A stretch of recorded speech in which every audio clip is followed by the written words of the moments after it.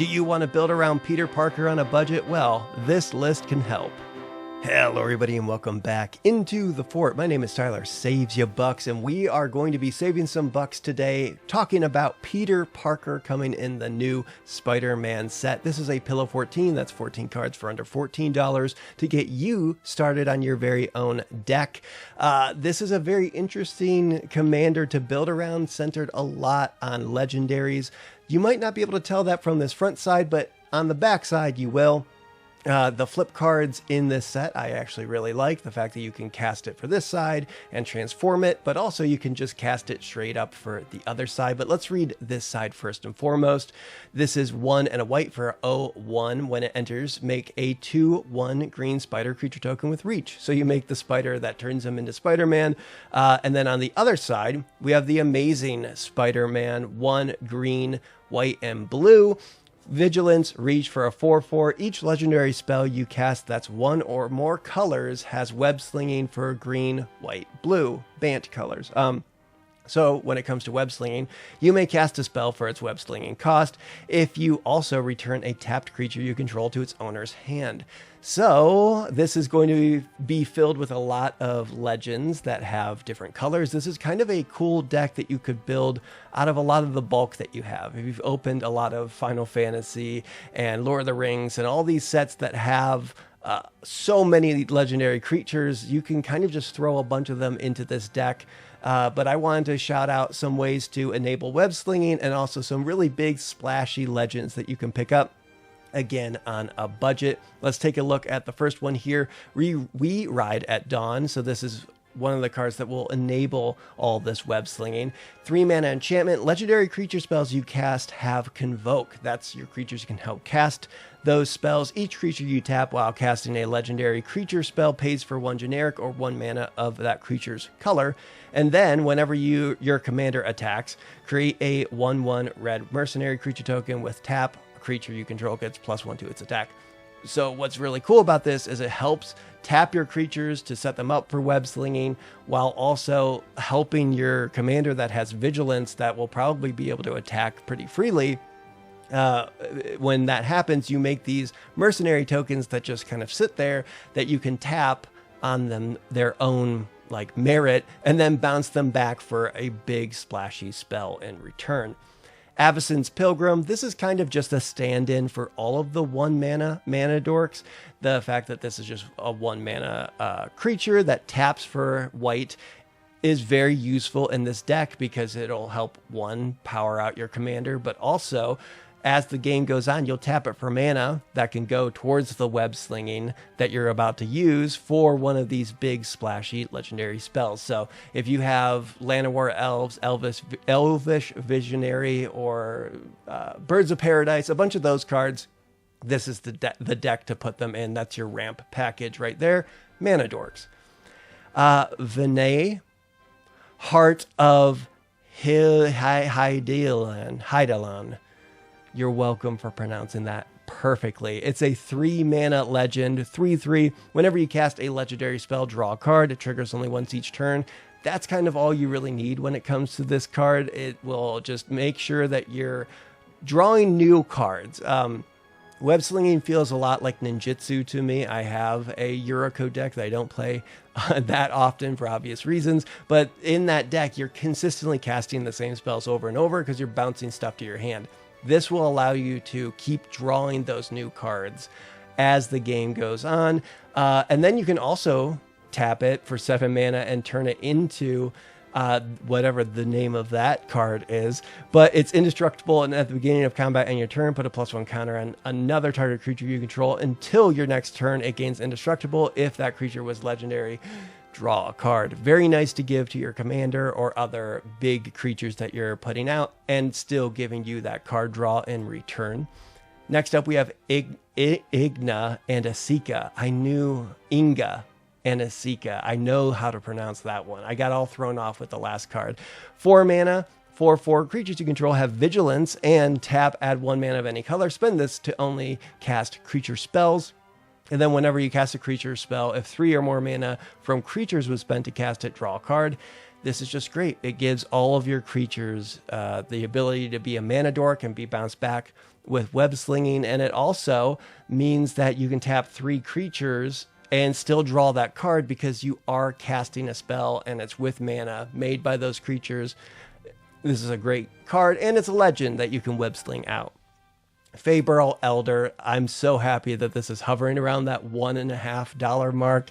3 mana, gets +1/+1 for each color among permanents you control, and then tap it for each color among permanents you control, add 1 mana of that color. And if you have your commander out, which will be the full Bant colors, you can just tap Feyburl Elder. That Final Fantasy card had to really trip me up. Feyburl Elder, and make that 3 mana that you need to just web sling something big out. Helga Skittish Seer. This is one of the more expensive cards on the list, but I think it's really necessary in the deck. Like that 3 mana 1/3 Frog Druid. Whenever you cast a creature spell with mana value 4 or greater, you draw a card, gain 1 life, and put a counter on Helga. So pausing right there. When you cast something with web slinging, even though you're only paying 3 mana for it, when it's on the stack, it won't care about how much mana you spent for it. You have a 10 mana spell that you web slinged for 3. The stack will say this is a 10 mana value spell. You'll draw that card, gain that life, put that counter. So just a tricky thing to keep in mind. You can also tap Helga, add X mana of any one color, where X is Helga's power. Spend this mana only to cast creature spells with mana value 4 or greater, or spells with X. So again, that also works with the web slinging ability.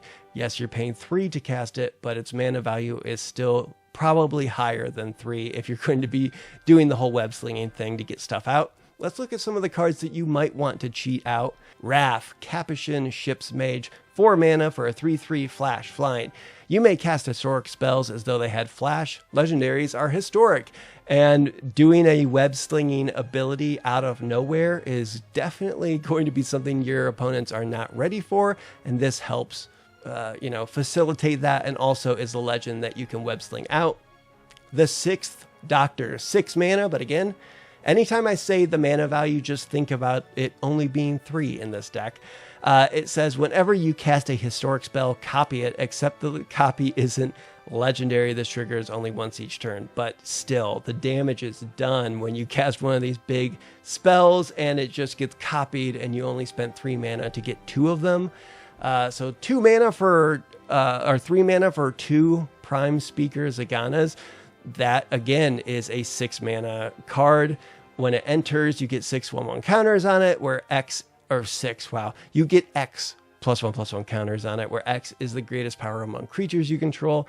When it enters, draw cards equal to its power. Imagine getting 2 of these, even if they're 5/5s. All of a sudden, you just drew 10 cards. This deck is going to be pretty scary. Bonnie Paul, Clear Cutter. This is also 6 mana.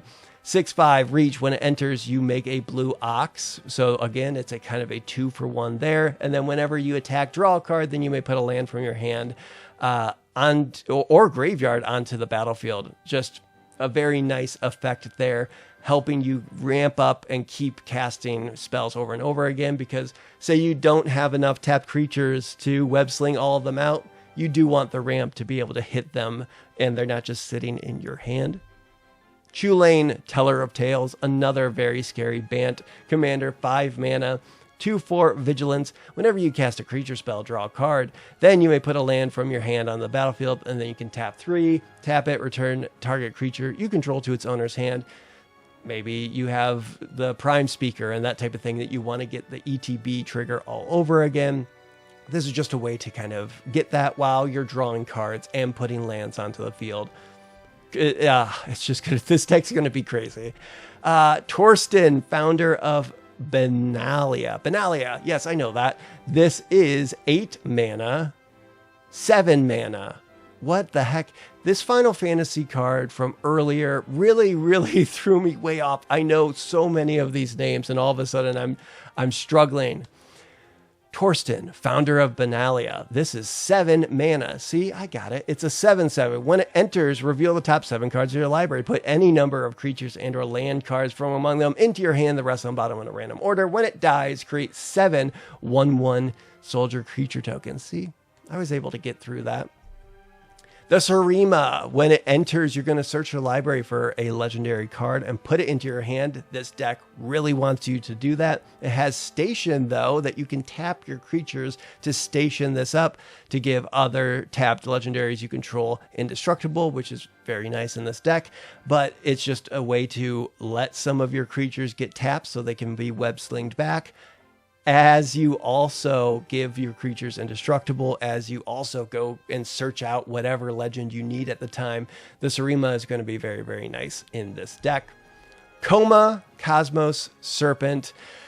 Whew, okay, this is a lot of text here, and it's very strong, and if you are able to bust this out for 3 mana, you're probably going to take the game if you're doing it way earlier than people are ready for. It is 3 green, green, blue, blue for a 6/6. This spell can't be countered.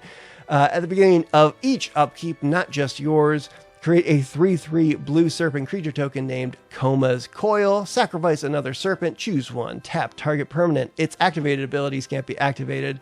Or Coma gains indestructible until end of turn. This is just a way to take over the game as quickly as humanly possible.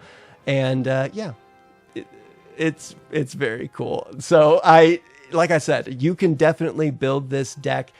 A lot of the cards from your bulk, other things to allow them to be tapped. And if you have a Coma sitting around, that's a pretty nice top end that you can be striving for. So there you have it, Peter Parker, but more specifically, Amazing Spider-Man. What did you think of these cards on the list? Would you add any more? Would you not add any of these? Let me know in the comments. If people come to this video to build this deck, they can go to the comments and look at a bunch of suggestions for other cards that people can be putting in there.